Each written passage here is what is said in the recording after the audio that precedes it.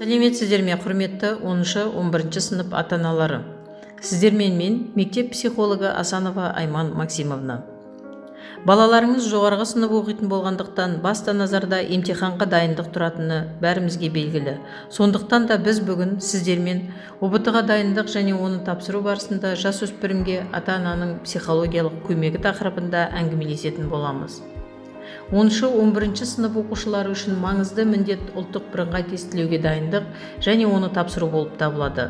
Жасөспірімдердің тыныштығы, сенімділігі, психологиялық тұрақтылығының ресурсы ең алдымен олардың ата-анасы. Жоғары сынып оқушыларының әрбір ата-анасының, әрбір отбасының алдында орасан міндет тұр.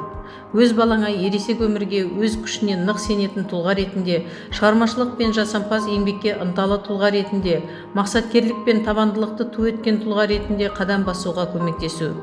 Бізде әрбір жас бозбала мен бойжеткен үшін жауапты кезеңде өз балаларының тағдырына алаңдамайтын, немқұрайдылық, жауапсыз, енжарлық көрсететін немесе керісінше бос сүреге бой алдырып өз балаларын қорқытатын ата-аналар болмауы тиіс.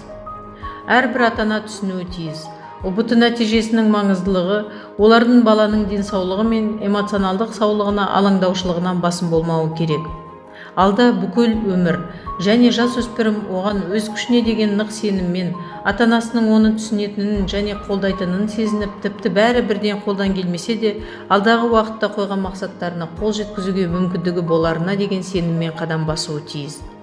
Түлектердің ата-анасы қаперден шығармауы тиіс. Ең үлкен міндет ОБТ-ға дайындық отбасын ыдыратпауы, керісінше біріктіруі керек. Отбасында өзара түсіністік, өзара қолдау, сыйластық пен махаббат әлеуеті өрбуі тиіс. Қазақ халық даналығы ұлы жол үйіңнің табалдырығынан басталады дейді. Әрбір ата-ананы өз баласының тағдыры алаңдатады. Әрбір ата-ана балаларының өмірі ойдағыдай жақсы болғанын, дендері сау болғанын және бақытты болғанын қалайды. Өзінің жоғары сыныпта оқитын балаңа қалай көмектесу қажет?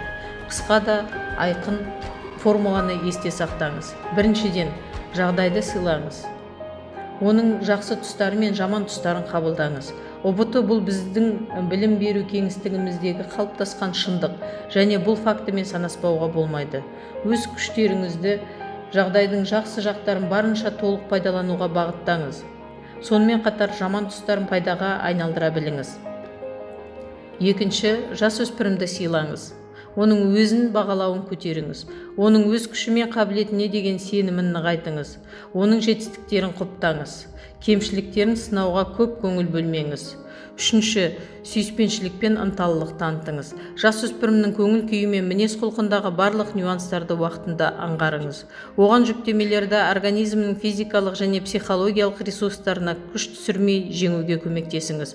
Әрбір ата-ана түсінуі керек. ОБТ нәтижесінің маңыздылығы олардың баланың денсаулығы мен эмоционалдық саулығына алаңдаушылығынан басым болмауы керек.